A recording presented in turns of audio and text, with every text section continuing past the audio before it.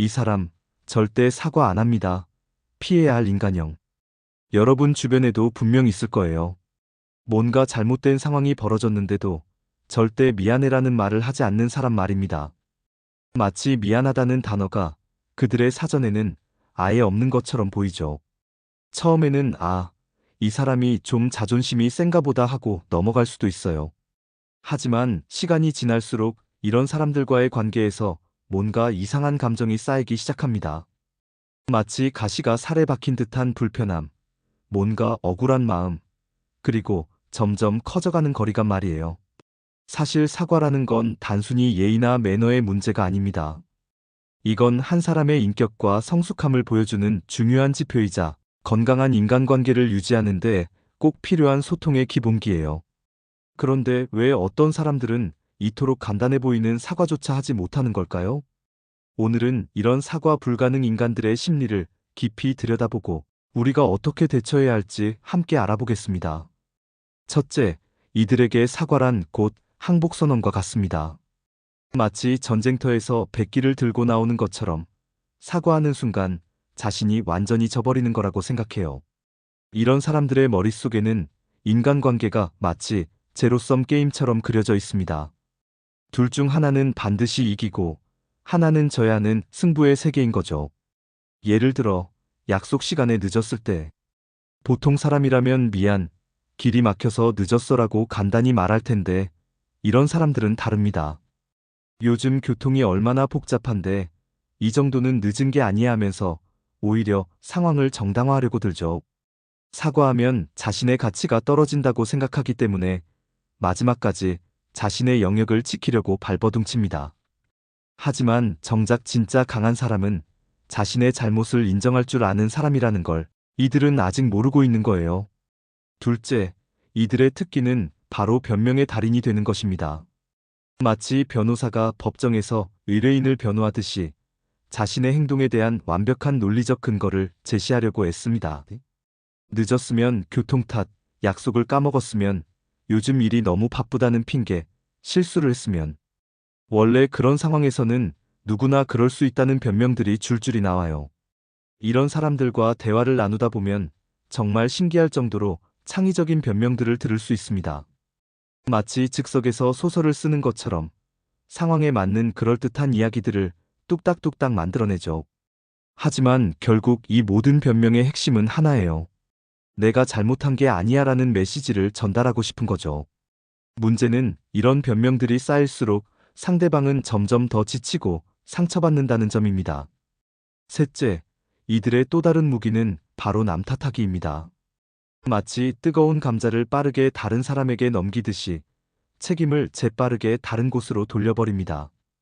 팀 프로젝트가 잘못되면 동료 탓, 가족과의 갈등이 생기면 가족 탓, 연인과 다투면 연인 탓이죠. 이런 사람들과 함께 있다 보면 정말 신기한 경험을 하게 됩니다. 어떤 상황에서든 자신은 항상 피해자의 위치에 서 있고 다른 모든 사람들이 가해자가 되어 있어요. 마치 자신 주변에만 유독 문제가 많은 사람들이 모여 있는 것처럼 말이죠. 하지만 잠깐, 여기서 우리가 생각해 봐야 할 점이 있어요. 정말 그 사람 주변에만 문제가 많은 사람들이 몰려 있는 걸까요? 아니면 그 사람 자체에게 문제가 있는 걸까요? 답은 대부분 후자입니다. 넷째, 이들이 자주 사용하는 마법의 주문이 있어요.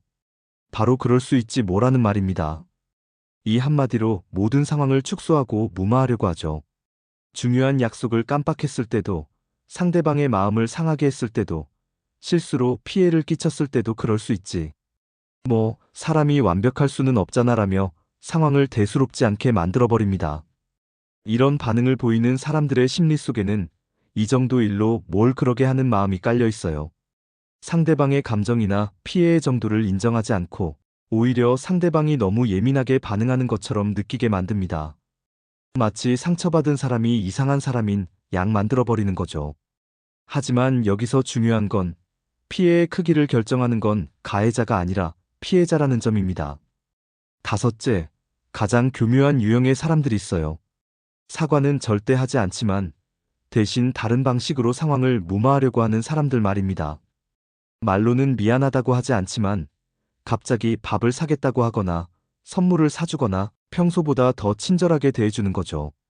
처음에는 이 사람이 나름대로 미안함을 표현하는 거구나 하고 넘어갈 수 있어요.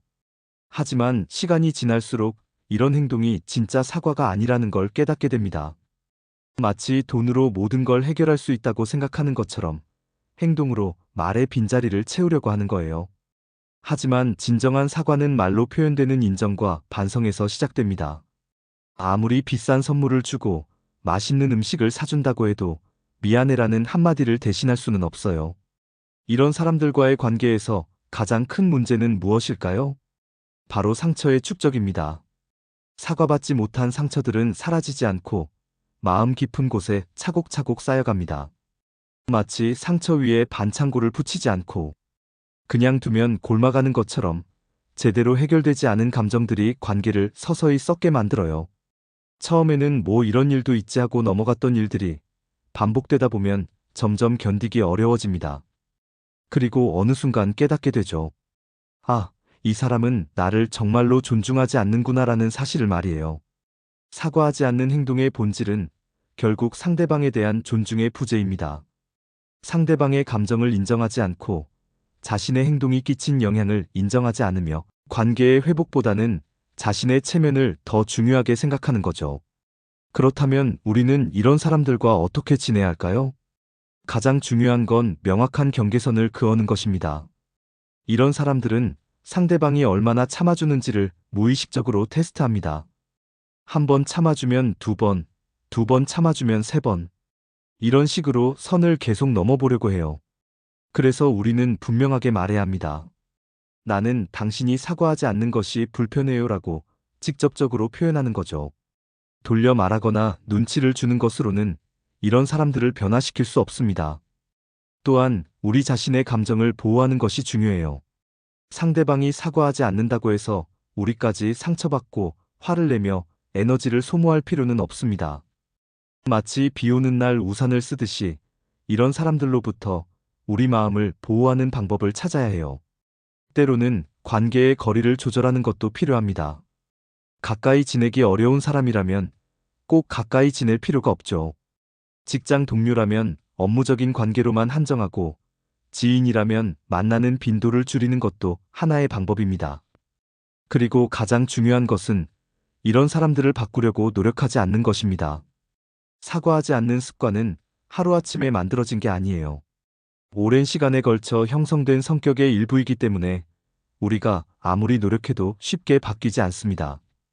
오히려 바꾸려고 애쓰다가 우리만 더 상처받고 지칠 수 있어요. 대신 우리는 이런 사람들의 특성을 이해하고 그에 맞는 대응 방식을 찾는 것이 더 현명합니다. 마지막으로 우리 자신을 돌아보는 것도 잊지 말아야 해요. 혹시 우리도 때때로 사과하기 어려워하는 순간들이 있지는 않았을까요? 완벽한 사람은 없으니까 서로의 부족함을 인정하고 이해하려는 마음도 필요합니다. 하지만 그것과 지속적으로 사과하지 않는 것은 다른 차원의 문제예요. 건강한 관계는 서로의 실수를 인정하고 사과하고 용서하는 과정을 통해 더욱 견고해집니다. 만약 여러분 주변에 절대 사과하지 않는 사람이 있다면 그 관계가 여러분에게 어떤 영향을 미치고 있는지 한번 점검해 보세요. 상처가 계속 쌓이고 있다면 이제는 그 관계에 대해 진지하게 고민해 볼 때입니다. 우리의 마음은 소중하니까 그것을 지키는 것도 우리의 몫이라는 걸 기억해 주세요.